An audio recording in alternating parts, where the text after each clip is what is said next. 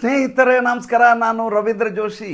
ಮೊನ್ನೆ ಅವರು ಉಪ್ಪಿಟ್ಟು ಇಡ್ಲಿ ಸಾಂಬಾರು ಕೊಟ್ಟಿದ್ರು. ಇವತ್ತು ನಾನು ಅವ್ರಿಗೆ ಕನಕಪುರದ ನಾಟಿ ಕೋಳಿ ಸಾರು ಇಡ್ಲಿಯನ್ನು ಕೊಡ್ತೇನೆ. ಅವರು ಮೊನ್ನೆ ಅವ್ರ ಮನೆಗೆ ತಿಂಡಿ ಕರೆದಿದ್ರು, ಇವತ್ತು ನಮ್ಮ ಮನೆಗೆ ನಾನು ತಿಂಡಿ ಕರಿತೀನಿ. ಕರ್ನಾಟಕದಲ್ಲಿ ಇಬ್ಬರು ಜೋಕರ್ಗಳ ದೊಂಬರಾಟ ಹೇಗೆ ನಡೀತಾ ಇದೆ ಅಂದರೆ, ಜನರನ್ನು ಇವರು ಟೇಕ್ ದೆಮ್ ಫಾರ್ ಗ್ರಾಂಟೆಡ್ ಅಂತ ತೆಗೆದುಕೊಂಡು ಬಿಟ್ಟಿದ್ದಾರೆ. ಎಂಥ ವಿಚಿತ್ರ ಸನ್ನಿವೇಶ, ಎಂಥ ವಿಪರೀತ ಸನ್ನಿವೇಶ. ಪ್ರಜಾಪ್ರಭುತ್ವದ ನಿಜವಾದ ಸರ್ಕಸ್ಸನ್ನು ನೋಡಬೇಕು ಅಂತಂದರೆ ನೀವು ಕರ್ನಾಟಕಕ್ಕೆ ಬರಬೇಕು. ಕರ್ನಾಟಕದಲ್ಲಿ ನಡೀತಾ ಇರುವಂಥ ವಿದ್ಯಮಾನಗಳನ್ನು ಗಮನಿಸಬೇಕು. ನನಗೆ ಭಾಳ ಮಜಾ ಅನಿಸಿದ್ದು ಅಂದರೆ ಇದರಲ್ಲಿ ಮಾಧ್ಯಮಗಳ ಭರಾಟೆ. ಮಾಧ್ಯಮಗಳು ಭಾಳ ಚೆನ್ನಾಗಿ ಇದನ್ನು ಬಿಂಬಿಸುವ ಪ್ರಯತ್ನ ಮಾಡ್ತವೆ. ಮೊನ್ನೆ ಅವರು ಇಡ್ಲಿ ಸಾಂಬಾರು ಕೊಟ್ಟಿದ್ದರು, ಇವತ್ತು ಡಿ ಕೆ ಶಿವಕುಮಾರ್ ಅವರು ಏನು ಕೊಡ್ತಾರಂತೆ? ಇಲ್ಲ, ಅವರು ಕನಕಪುರದಿಂದ ನಾಟಿ ಕೋಳಿಯನ್ನು ತರಿಸಿದ್ದಾರಂತೆ, ಅವ್ರ ಮನೆ ಹಿತ್ತಲಲ್ಲೇ ಆ ಕೋಳಿಗಳನ್ನು ಸಾಕಿದ್ದಾರಂತೆ, ಅದನ್ನು ತೊಗೊಂಬಂದು ಇಲ್ಲಿ ಸಾಂಬಾರು ಮಾಡಿಕೊಡ್ತಾರಂತೆ. ಹಾಗಾದರೆ ಏನು ಮಾತುಕತೆ ನಡೆಯಬಹುದು? ಈ ಕಡೆ ಆ್ಯಂಕರ್ ಕೇಳ್ತಾರೆ, ಆ ಕಡೆಯಿಂದ ವರದಿಗಾರ ಹೇಳ್ತಾನೆ, ಇಲ್ಲ ಮೊನ್ನೆ ಅವರು ಸುಸೂತ್ರವಾಗಿ ಎಲ್ಲ ಮಾತುಕತೆ ಮುಗಿದಿದೆ, ಯಾವುದೇ ರೀತಿಯಾದಂಥ ಬಿಕ್ಕಟ್ಟು ಇಲ್ಲ ಅಂತ ಸಿದ್ದರಾಮಯ್ಯ ಅವರು ಹೇಳಿದ್ದಾರೆ. ಇವತ್ತು ಮುಂದುವರೆದ ಭಾಗವಾಗಿ ಬಹುಶಃ ಸಂಸದರ ನಿಯೋಗವನ್ನು ತೆಗೆದುಕೊಂಡು ಹೋಗುವುದರ ಬಗ್ಗೆ ಮಾತಾಡಬಹುದು, ಚಳಿಗಾಲದ ಅಧಿವೇಶನದ ಬಗ್ಗೆ ಮಾತಾಡಬಹುದು, ವಿಧಾನಮಂಡಲದ ಅಧಿವೇಶನದಲ್ಲಿ ವಿಪಕ್ಷಗಳನ್ನು ಹೇಗೆ ತರಾಟೆಗೆ ತೆಗೆದುಕೊಳ್ಳಬಹುದು ಅನ್ನುವುದರ ಬಗ್ಗೆ ಮಾತಾಡಬಹುದು. ನನಗೆ ನಗು ಬರ್ತಾ ಇತ್ತು. ಇವರು ಜನರ ಪರವಾಗಿ ಮಾತಾಡ್ತಾ ಇದ್ದಾರಾ ಅಥವಾ ಅವರ ರಾಜಕೀಯ ದೊಂಬರಾಟವನ್ನು ವಿಜೃಂಭಣೆ ಮಾಡಿ ಹೇಳ್ತಾ ಇದ್ದಾರೆ? ಎರಡೂ ನನಗೆ ಅರ್ಥನೇ ಆಗಲಿಲ್ಲ. ಅಲ್ಲ ಸ್ವಾಮಿ, ಮೊದಲನೇದಾಗಿ 2023ರಲ್ಲಿ ಚುನಾವಣೆಯಲ್ಲಿ ಇವರು ಗೆದ್ದದ್ದು ಯಾವ ಕಾರಣಕ್ಕೆ ಅಂದರೆ, ಇವರ ಗೆದ್ದದ್ದಲ್ಲ, ಅವರನ್ನು ಸೋಲಿಸಿದ್ದು. ಯಾರನ್ನ? ಭಾರತೀಯ ಜನತಾ ಪಾರ್ಟಿಯ ದುರಾಡಳಿತ ಏನಿದೆ, ಅವರ ಅಹಂಕಾರ ಏನಿದೆ, ಅವರ ಭ್ರಷ್ಟಾಚಾರ ಏನಿದೆ, ಅದಕ್ಕೆ ಬೇಸತ್ತು ಬೇರೆ ಯಾರಾದರೂ ಆಗಲಿ ಇವರಿಗೆ ಓಟ್ ಹಾಕೋಣ ಅಂತ ಸಿದ್ದರಾಮಯ್ಯ ಡಿ ಕೆ ಶಿ ಅವರಿಗೆ ಮತ ಹಾಕಿದ್ದು ಕರ್ನಾಟಕದ ಮತದಾರ. ಅವತ್ತು ಮುಖ್ಯಮಂತ್ರಿ ಯಾರು ಅನ್ನುವಂಥ ಪ್ರಶ್ನೆಯೇ ಬರಲಿಲ್ಲ. ಡಿ ಕೆ ಶಿವಕುಮಾರ್ ಪಕ್ಷದ ಅಧ್ಯಕ್ಷರಾಗಿದ್ದರು, ಸಿದ್ದರಾಮಯ್ಯ ಓಡಾಡಿಕೊಂಡಿದ್ದರು. ಅದಕ್ಕಿಂತ ಮುಂಚೆ ದಾವಣಗೆರೆಯಲ್ಲಿ ತಮ್ಮ ಶಕ್ತಿ ಪ್ರದರ್ಶನವನ್ನು ಬೇರೆ ಮಾಡಿದರು. ಇದರ ಮಧ್ಯೆ ಅಲ್ಲಿಂದ ಹೈಕಮಾಂಡ್ ಅನಿಸ್ಕೊಂಡಿರುವಂಥ ರಾಹುಲ್ ಗಾಂಧಿಯವರು, ಪ್ರಿಯಾಂಕಾ ವಾಡ್ರವರು ಬಂದು ಬಾಯಿಗೆ ಬಂದ ಹಾಗೆ ಇಲ್ಲಿ ಘೋಷಣೆಗಳನ್ನು ಬೇರೆ ಕೊಟ್ಟರು, ಆಮಿಷಗಳನ್ನು ಬೇರೆ ಒಡ್ಡಿದರು. ಎಲ್ಲವೂ ಸೇರಿ ಕಲಸು ಮೇಲೋಗರವಾಗಿ ಮಿಸಳಭಾಜಿಯಾಗಿ ಇವರು ಆಡಳಿತಕ್ಕೆ ಬರಲಿಕ್ಕೆ ಕಾರಣ ಆಯಿತು. ಅವತ್ತು ಮುಖ್ಯಮಂತ್ರಿ ಯಾರು ಅನ್ನುವಂಥ ವಿಷಯವೇ ಚುನಾವಣೆ ವಸ್ತು ಆಗಿರಲಿಲ್ಲ. ಭಾರತೀಯ ಜನತಾ ಪಾರ್ಟಿಯನ್ನು ಹೊರಗಡೆ ಹೇಗೆ ಇಡಬೇಕು ಅನ್ನೋದು ಮಾತ್ರ ಅವತ್ತು ಮತದಾರ ಆಲೋಚನೆ ಮಾಡ್ತಾ ಇದ್ದದ್ದು. ಸಿದ್ದರಾಮಯ್ಯ ಮುಖ್ಯಮಂತ್ರಿ ಆಗಿಬಿಟ್ರೆ ಕರ್ನಾಟಕ ಅಮರಾವತಿ ಆಗಿಬಿಡುತ್ತೆ ಅನ್ನುವಂಥ ಕಾರಣಕ್ಕೋಸ್ಕರ ಯಾವ ಮತದಾರರು ಮತ ಹಾಕಲಿಲ್ಲ. ಅಕಸ್ಮಾತ್ ಡಿ ಕೆ ಶಿವಕುಮಾರ್ ಪಕ್ಷದ ಅಧ್ಯಕ್ಷನಾಗಿರುವುದರಿಂದ ಆತನಿಗೆ ಮುಖ್ಯಮಂತ್ರಿ ಪಟ್ಟ ಕೊಟ್ಬಿಟ್ರೆ ಒಕ್ಕಲಿಗರಿಗೆಲ್ಲ ಭಾರಿ ದೊಡ್ಡದಾದಂಥ ಕನಸಿನ ಸೌಧ ಅವ್ರದ್ದು ಸಾಕಾರಗೊಂಡು ಬಿಡ್ತದೆ ಅಂತ ಯಾರೂ ಮತ ಹಾಕಿರಲಿಲ್ಲ. ಅವತ್ತು ಕೇವಲ ಮತ್ತು ಕೇವಲ ಅವತ್ತು ಇದ್ದಂಥ ವಿಷಮ ಸ್ಥಿತಿ, ಅವತ್ತು ಇದ್ದಂಥ ರಾಜಕೀಯ ವೈಪರೀತ್ಯ, ಅವತ್ತು ಜನರಿಗಿದ್ದಂಥ ಬೇಸರ, ಅಸಹಾಯಕತೆ, ಇದನ್ನು ಎನ್ಕ್ಯಾಶ್ ಮಾಡಿಕೊಂಡು ಕಾಂಗ್ರೆಸ್ಸು ತನ್ನ ಪ್ರಚಾರದ ಭರಾಟೆಯಲ್ಲಿ ಚುನಾವಣೆಯಲ್ಲಿ ಗೆಲುವನ್ನು ಪಡೆಯಿತು. ಅದು ಗೆತ್ತು ಅನ್ನೋಕ್ಕಿಂತ ಅವರನ್ನು ಮತದಾರರು ಭಾರತೀಯ ಜನತಾ ಪಾರ್ಟಿಯನ್ನು ಸೋಲಿಸಿ ಪರೋಕ್ಷವಾಗಿ ಇವ್ರನ್ನ ಗೆಲ್ಲಿಸಿದರು. ಅದಾದಮೇಲೆ ಇವರಿಬ್ಬರು ಅಲ್ಲಿ ಹೋಗಿ ಸರ್ಕಸ್ ಶುರು ಮಾಡ್ತಾರೆ. ದಿಲ್ಲಿಯಲ್ಲಿ ಮಾತುಕತೆ ನಡೆಯುತ್ತೆ. ಜನಕ್ಕೆ ಬಿ ಜೆ ಪಿ ಬೇಜಾರಾಗಿ ಹೋಗಿತ್ತು. ಡಿ ಕೆ ಶಿವಕುಮಾರ್ ಆದರೂ ಕೂತ್ಕೊಳ್ಳಿ, ಸಿದ್ದರಾಮಯ್ಯ ಆದರೂ ಕೂತ್ಕೊಳ್ಳಿ, ಇವ್ರು ಯಾರು ಬೇಡ ಅನ್ನುವಂಥ ಮನಸ್ಥಿತಿಯಲ್ಲಿ ಜನ ಇದ್ದರು. ಸಿದ್ದರಾಮಯ್ಯ ಕೂತ್ಕೊಂಡ್ರು. ಒಂದು ಸೂತ್ರವನ್ನು ಕಂಡು ಹಿಡಿದಿದ್ದಾರೆ, ಇವ್ರಿಗೆ 2.5 ವರ್ಷ, ಅವ್ರಿಗೆ 2 ವರ್ಷ ಅಂತ. ಹೇಗೆ 2020 ಅಂತ ಇನ್ನೊಂದು ಸಲ ಆಗಿತ್ತಲ್ಲ, ಆ ರೀತಿ ಆಯಿತು. ಬಂದು ಕೂತ್ಕೋತಾರೆ, ಏನೋ ಅಧಿಕಾರ ಮಾಡ್ತಾರೆ. ಅಂದರೆ ಇಲ್ಲಿರುವಂಥ ಪರಿಸ್ಥಿತಿ ಯಾವ ರೀತಿ ಬಂತು ಅಂದರೆ, 20 ರೂಪಾಯಿ ಅಂಡರ್ಟೇಕಿಂಗಿಗೆ ಬಾಂಡ್ ತೊಗೋಬೇಕಾಗಿದ್ದು ಇವತ್ತು 500 ರೂಪಾಯಿ ಕೊಟ್ಟು ತೊಗೋಬೇಕಾಗಿದೆ. ಒಬ್ಬ ಗುತ್ತಿಗೆದಾರನ ಹೋಗಿ ಕೇಳಿ ಅವನ ಪರಿಸ್ಥಿತಿ ಹೇಗಿದೆ ಅಂತ ಹೇಳ್ತಾನೆ. ಒಬ್ಬ ಕಾಂಟ್ರಾಕ್ಟರ್ ಹತ್ರ ಹೋಗಿ ಆತನ ಬಿಲ್ ಬಗ್ಗೆ ಮಾತಾಡಿ ಆತ ಹೇಳ್ತಾನೆ. ಒಬ್ಬ MLA ಹತ್ರ ಹೋಗಿ ಕೇಳಿ ಆತನಿಗೆ ಜನ ಹೇಗೆ ಕ್ಯಾಕರಿಸಿ ಉಗಿತಾ ಇದ್ದಾರೆ ಅಂತ ಆತ ಹೇಳ್ತಾನೆ. ಇವರ ಮಧ್ಯೆ ಇವರ ಆಟಗಳು, ಸರ್ಕಸ್ಗಳು ಶುರುವಾಗಿದ್ದಾವೆ.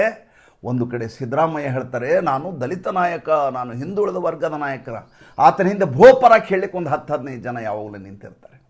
ಅವರು ತಿರ್ಗಾಮುರ್ಗ ಬೆಳಗ್ಗೆ ಎದ್ರೆ ಸಿದ್ದರಾಮಯ್ಯನೇ ನಮ್ಮ ನಾಯಕ, ಸಿದ್ದರಾಮಯ್ಯನೇ ನಮ್ಮ ನಾಯಕ, ಹಿಂದುಳಿದ ವರ್ಗದ ನಾಯಕ, ದಲಿತರ ನಾಯಕ.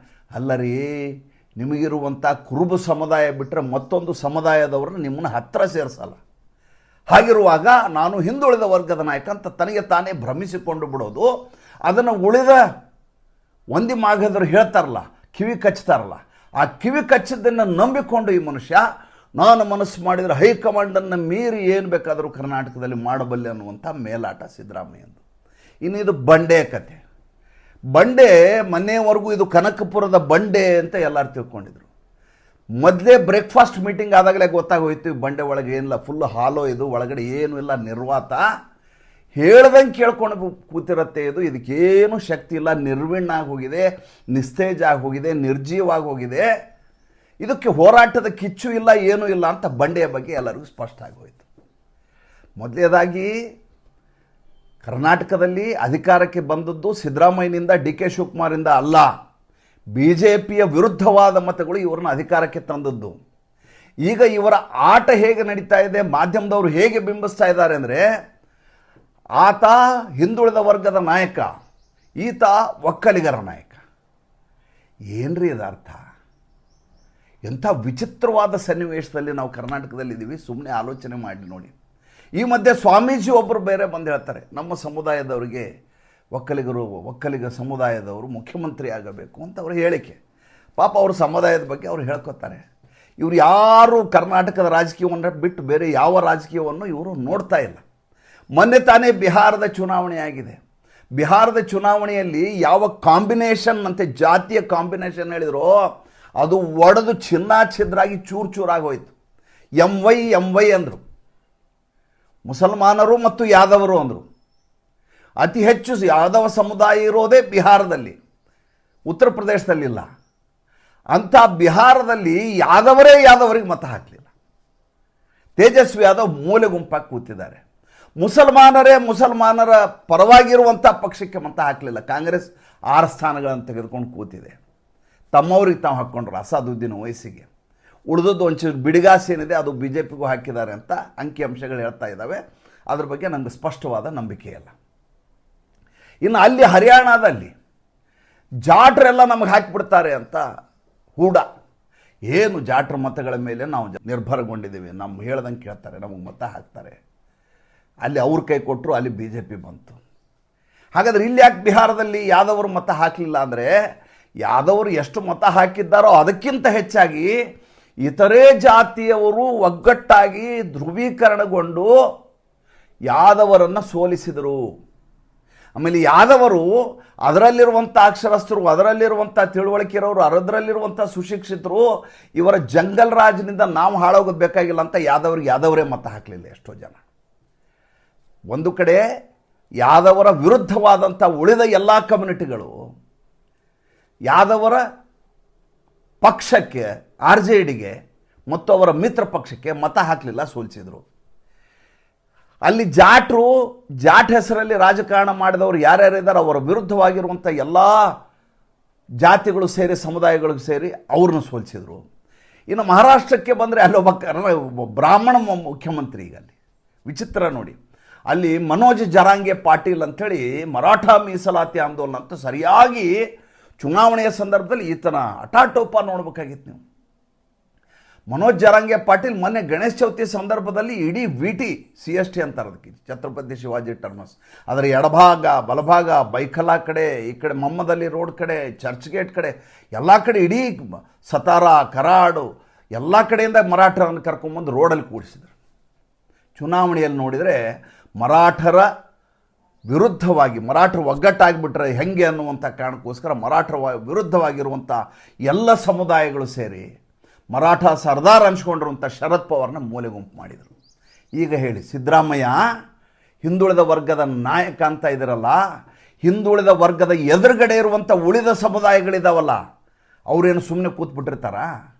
ಅವರು ಆಲೋಚನೆ ಮಾಡೋದಿಲ್ವಾ? ಈ ರಾಜ್ಯದಲ್ಲಿರುವ ಲಿಂಗಾಯತರು, ಈ ರಾಜ್ಯದಲ್ಲಿರುವಂಥ ಬ್ರಾಹ್ಮಣರು, ಈ ರಾಜ್ಯದಲ್ಲಿರುವಂಥ ಇತರೆ ಜಾತಿಯವರು ಎಲ್ಲರಿದ್ದಾರಲ್ಲ, ಅವ್ರ ರೀತಿ ಕುರುಬ ಸಮುದಾಯದವರೇ ನಮ್ಮನ್ನು ಬಿಟ್ಟರೆ ಬೇರೆ ಯಾರಿಲ್ಲ ಅಂತ ಮೇಲಾಟ ಆಡಿದ್ರೆ ಉಳಿದವರೆಲ್ಲ ಕಣ್ಣು ಮುಚ್ಕೊಂಡು ಸುಮ್ಮನೆ ಕೂತಿರ್ತಾರಲ್ರಿ. ಒಳಗಿಂದೊಳಗೆ ತಂತಾನೇ ಗೊತ್ತೇ ಆಗಲಾರದ ಹಾಗೆ ಜೊತೆಗೆ ಸೇರಲಾರದೆ ಒಗ್ಗಟ್ಟಾಗಿಬಿಟ್ಟಿರ್ತಾರೆ ಮಾನಸಿಕವಾಗಿ.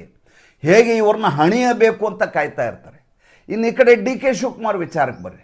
ಒಕ್ಕಲಿಗ ಸಮುದಾಯದ ನಾಯಕ, ಒಕ್ಕಲಿಗ ಮುಖ್ಯಮಂತ್ರಿ ಆಗಬೇಕು. ಜಾತಿ ಅನ್ನೋದು ಇಬ್ಬರಿಗೆ ಬೇಕಾಗಿರೋದ್ರಿ ಈ ರಾಜ್ಯದಲ್ಲಿ, ಈ ದೇಶದಲ್ಲಿ. ಒಂದು ಸ್ವಾಮೀಜಿಗಳಿಗೆ ತಮ್ಮ ಬೇಳೆಯನ್ನು ಬೇಯಿಸ್ಕೊಳ್ಳಿಕ್ಕೆ ಅವ್ರಿಗೆ ಜಾತಿ ಸಮುದಾಯ ಬೇಕು, ಇಲ್ಲದೆ ಹೋದರೆ ಅವ್ರು ಪಾದ ಪೂಜೆ ಮಾಡೋರು ಯಾರೂ ಇರೋದಿಲ್ಲ. ಇನ್ನೊಂದು ರಾಜಕಾರಣಿಗಳಿಗೆ, ಅವ್ರಿಗೂ ಕೂಡ ಬೇಳೆ ಬೇಯಿಸ್ಕೋಬೇಕು, ಆಸ್ತಿ ಮಾಡ್ಕೋಬೇಕು, ಅದಕ್ಕೆ ಬೇಕು. ಜನಸಾಮಾನ್ಯರು ಯಾರಿಗೂ ಜಾತಿ ಬೇಕಾಗಿಲ್ಲ ರೀ. ಬೇಕಾಗಿರುವಂಥ ಜನ ಎಲ್ಲೋ ಬೆರಳೆಣಿಕೆಯಷ್ಟು ಇರ್ತಾರೆ. ಉಳಿದವರು ಯಾರು ಜಾತಿ ಆಧಾರದ ಮೇಲೆ ಬದುಕನ್ನು ಮಾಡೋದಿಲ್ಲ. ತನ್ನ ಬದುಕನ್ನು ಕಟ್ಟಿಕೊಳ್ಳಿಕ್ಕೆ ಸಮಾಜದ ಯಾರು ಸಹಾಯ ಮಾಡ್ತಾರೋ ಅವನು ಯಾವುದೇ ಜಾತಿಯವನಾದರೂ ಯಾವುದೇ ಸಮುದಾಯದವನಾದರೂ ಅದರ ಜೊತೆ ಸಂಬಂಧವನ್ನು ಬೆಳೆಸ್ಕೊಂಡು ಕೆಲಸ ಮಾಡೋದು ಮನುಷ್ಯನ ಸ್ವಭಾವ ಅದು. ಆದರೆ ಇಷ್ಟು ವರ್ಷ 70 ವರ್ಷದಿಂದ ಈ ದೇಶದಲ್ಲಿ ರಾಜಕೀಯವನ್ನು ಜಾತಿ ಹೆಸರಲ್ಲಿ ಮಾಡ್ತಾ ಇದ್ರಲ್ಲ, ಈಗಲೂ ಅದೇ ಮುಂದುವರಿತಾ ಇದೆ ಅಂತ ಇವರೆಲ್ಲ ಅಂದ್ಕೊಂಡಿದ್ದಾರೆ. ಯಾವಾಗ ಒಕ್ಕಲಿಗ ಸಮುದಾಯದಿಂದ ಮುಖ್ಯಮಂತ್ರಿ ಆಗಬೇಕು ಅಂದಾಗ ಉಳಿದ ಲಿಂಗಾಯತರೆಲ್ಲ ಸುಮ್ಮನಿರ್ತಾರ, ಉಳಿದ ಬ್ರಾಹ್ಮಣರು ಸುಮ್ಮನಿರ್ತಾರೆ, ಉಳಿದ ವಿಶ್ವಕರ್ಮರು ಸುಮ್ಮನಿರ್ತಾರೆ, ಉಳಿದ ಈಡಿಗರು ಸುಮ್ಮನಿರ್ತಾರೆ, ಉಳಿದ ಯಾವ ಜಾತಿಯವರು ಸುಮ್ಮನಿರ್ತಾರೆ? ಯಾರು ಸುಮ್ಮನಿರ್ತಾರೆ ಹೇಳಿ ನೋಡೋಣ. ಎಲ್ಲರೂ ತಮಗೆ ತಾವೇ ಧ್ರುವೀಕರಣಗೊಂಡೆಗೊಳ್ತಾರೆ. ಯಾಕೆ ಒಬ್ಬ ಒಕ್ಕಲಿಗನೇ ಯಾಕೆ ಆಗಬೇಕು ಅನ್ನುವಂಥ ಪ್ರಶ್ನೆ ಬರುತ್ತೆ. ಇಲ್ಲಿ ಪಕ್ಷ, ವಿಚಾರಧಾರೆ, ಕೆಲಸ, ಅಭಿವೃದ್ಧಿ ಇಲ್ಲ. ಇಲ್ಲಿ ಒಕ್ಕಲಿಗನಾಗಬೇಕು, ಹಿಂದುಳಿದ ವರ್ಗದವನಾಗಬೇಕು. ಇವರಿಬ್ಬರು ಬೇಡ ಅಂದರೆ ದಲಿತ ಮಲ್ಲಿಕಾರ್ಜುನ ಮುತ್ಯ ಆಗಬೇಕು. ನೋಡಿ ಹೆಂಗಿದೆ ಇಬ್ಬರ ನ್ಯಾಯ, ಮೂರನೇದವ್ರಿಗೆ ಆಯ ಅಂತ. ಈ ಬೆಕ್ಕಿನ ಕತೆ ಇದೆಯಲ್ಲ, ಬೆಣ್ಣೆದು, ಆ ಥರ ಇದೆ ಕತೆ ಇದು. ಎಲ್ಲಿ ಒಳಗಡೆ ತೂರ್ಕೊಂಡ್ಬಿಡ್ಬೋದು ಅಂತ ಮಲ್ಲಿಕಾರ್ಜುನ ಮುತ್ಯ.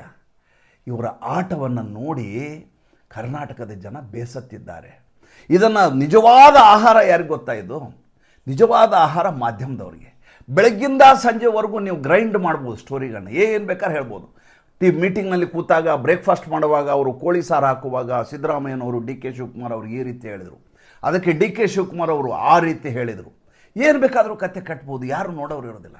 ಈಗ ಬ್ರೇಕ್ಫಾಸ್ಟ್ ಮೀಟಿಂಗ್ ಯಾಕೆ ಮಾಡಿದರೆ ಅಂತ ಡಿ ಕೆ ಶಿವಕುಮಾರ್ ಕೇಳಿದರೆ, ಮಾಧ್ಯಮವರು ಗೊಂದಲವನ್ನು ಉಂಟು ಮಾಡಿದ್ದಾರೆ, ಆದ್ದರಿಂದ ಆ ಗೊಂದಲವನ್ನು ಬಗೆಹರಿಸಲಿಕ್ಕಾಗಿ ನಾವು ಬ್ರೇಕ್ಫಾಸ್ಟ್ ಮೀಟಿಂಗನ್ನು ನಮ್ಮ ಮನೆಯಲ್ಲಿ ಕರೆದಿದ್ದೇನೆ. ಮೊನ್ನೆ ಸಿದ್ದರಾಮಯ್ಯನವರು ಕರೆದಿದ್ರು, ಇವತ್ತು ನಾನು ಕರೆದಿದ್ದೇನೆ.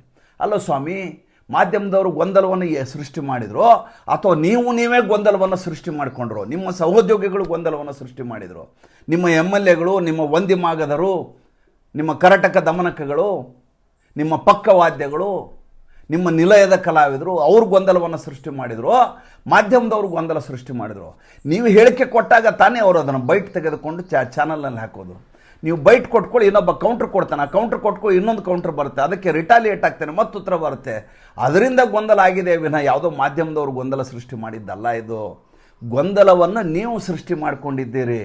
ನಿಮಗೆ ಜನ ಕೊಟ್ಟಂಥ ವರ ಏನಿದೆ, ಆ ವರವನ್ನು ನೀವು ಈ ರೀತಿ ಪಕ್ಷವೇ ಶಾಪಗ್ರಸ್ತ ಆಗುವ ಹಾಗೆ ಮಾಡ್ತಾ ಇದ್ದೀರಿ. ಜನ ಮತ ಹಾಕಿರೋದು ಭಾರತೀಯ ಜನತಾ ಪಾರ್ಟಿ ವಿರುದ್ಧವಾದ ಮತಗಳು, ಕಾಂಗ್ರೆಸ್ಗೆ ಹಾಕಿರೋ ಮತಗಳು. ಸಿದ್ದರಾಮಯ್ಯಗೂ ಹಾಕಿದ್ದಲ್ಲ, ಡಿ ಕೆ ಶಿವಕುಮಾರ್ಗೂ ಹಾಕಿದ್ದಲ್ಲ. ಆದರೆ ನೀವಿಬ್ಬರು ಹೇಗೆ ಆಡ್ತಾ ಇದ್ದೀರಿ ಅಂದರೆ ನಮ್ಮಿಂದನೇ ಸರ್ಕಾರ ಆಗಿದೆ ಅನ್ನೋ ಹಂಗೆ ಆಡ್ತಾ ಇದ್ದೀರಿ. ಇನ್ನು ಈ ಪಕ್ಷವನ್ನು ಮುಗಿಸಲಿಕ್ಕೆ ಸನ್ನದ್ಧರಾಗಿ ಕೂತಿರುವಂಥ ರಾಹುಲ್ ಗಾಂಧಿಯವರು ತಟಸ್ಥರಾಗುವ ಮೂಲಕ ಇದಕ್ಕೆ ಇನ್ನಷ್ಟು ತುಪ್ಪ ಹಾಕ್ತಾ ಇದ್ದಾರೆ. ಮಲ್ಲಿಕಾರ್ಜುನ ಮುತ್ಯ ಎಲ್ಲೂ ಸೆಟ್ಲ್ ಆಗ್ತಾ ಇಲ್ಲ ಅಂತ ಸೋನಿಯಾ ಗಾಂಧಿ ಅವ್ರಿಗೆ ಫೋನ್ ಮಾಡ್ತಾರೆ, ನೋಡಿ ಏನಾದರೂ ಮಾಡಿ ಸೆಟ್ಲ್ ಮಾಡಿ ಅಂತ. ಇವರು ಕೋಳಿ ಸಾರು ಹಾಕ್ಕೊಂಡು ನಮ್ಮಲ್ಲಿ ಗೊಂದಲವೇ ಇಲ್ಲ ಅಂತ ಹೇಳ್ತಾರೆ. ಹಾಗಾದರೆ ಯಾರ್ದು ನಿಜ? ಡಿ ಕೆ ಶಿವಕುಮಾರ್, ಸಿದ್ದರಾಮಯ್ಯ ಹೇಳ್ತಾ ಇರುವಂಥ ಗೊಂದಲ ಇರದೇ ಇರೋದು ನಿಜಾನೋ, ಅಥವಾ ಬಿಕ್ಕಟ್ಟು ಉಂಟಾಗಿದೆ ಅದನ್ನ ಶಮನ ಮಾಡಿ ಅಂತ ಮಲ್ಲಿಕಾರ್ಜುನ ಮುತ್ಯ ಸೋನಿಯಾ ಗಾಂಧಿ ಅವ್ರಿಗೆ ಫೋನ್ ಮಾಡಿದ ನಿಜಾನೋ? ಎರಡರಲ್ಲಿ ಯಾವುದು ನಿಜ ಅಂತ ಗೊತ್ತಾಗಬೇಕಲ್ಲ. ಇದರಲ್ಲಿ ಸತ್ಯ ಹರಿಶ್ಚಂದ್ರ ಯಾರು ಅಂತ ಗೊತ್ತಾಗಬೇಕಲ್ಲ. ದುರಂತ ನೋಡಿ, ಕರ್ನಾಟಕದ ದುರಂತವನ್ನು ನೋಡಿ, ಇವರ ಈ ಆಟದ ಮಧ್ಯೆ ಇಡೀ ರಾಜ್ಯ ದುರ್ಭಿಕ್ಷಗೊಂಡು ಬಿಟ್ಟಿದೆ. ಒಂದೊಂದು ಡಿಪಾರ್ಟ್ಮೆಂಟಲ್ಲಿ ಕೋಟಿಗಟ್ಟಲೆ ಹಗರಣಗಳು ನಡೀತಾ ಇದೆ. ಇವತ್ತು ನೋಡ್ತಾ ಇದ್ದೆ, ಹುಬ್ಬಳ್ಳಿಯ ಎಲೆಕ್ಟ್ರಿಸಿಟಿ ಡಿಪಾರ್ಟ್ಮೆಂಟ್ನಲ್ಲಿ ದೊಡ್ಡ ಮಟ್ಟದ ಹಗರಣ ಆಗಿದೆ ಅಂತ. ಯಾರೂ ಅದರ ಬಗ್ಗೆ ಮಾತಾಡೋದಿಲ್ಲ. ಹೆಸ್ಕಾಂನಲ್ಲಿ ದೊಡ್ಡ ಹಗರಣ, ಎಷ್ಟು 100 ಕೋಟಿ ರೂಪಾಯಿ ಹಗರಣ, ಟ್ರಾನ್ಸ್ಫಾರ್ಮರ್ಗೆ ಸಂಬಂಧಪಟ್ಟ ಹಾಗೆ ದೊಡ್ಡ ಹಗರಣ. ಅದ್ರ ಬಗ್ಗೆ ಚರ್ಚೆ ಇಲ್ಲ. ಕೋಳಿ ಸಾರು ಖಾರವಾಗಿತ್ತಾ, ಉಪ್ಪು ಜಾಸ್ತಿ ಆಗಿತ್ತಾ, ಅಥವಾ ಸರಿಯಾಗಿತ್ತಾ, ಮಸಾಲೆ ಸರಿಯಾಗಿ ಬೆರೆಸಿದ್ರ, ಇಡ್ಲಿ ಸಿದ್ದರಾಮಯ್ಯನವ್ರು ಎಷ್ಟು ತಿಂದರು, ಡಿ ಕೆ ಶಿವಕುಮಾರ್ ಎಷ್ಟು ತಿಂದರು, ಇವರು ಅವ್ರಿಗೇನು ಹೇಳಿದ್ರು, ಅವ್ರು ಇವ್ರಿಗೇನು ಹೇಳಿದರು. ಎಂಥ ದುರಂತ ರೀ. ಮತ್ತು ಮುಂದಿನ ಸಂಚಿಕೆಯಲ್ಲಿ ಮಾತಾಡ್ತೀನಿ.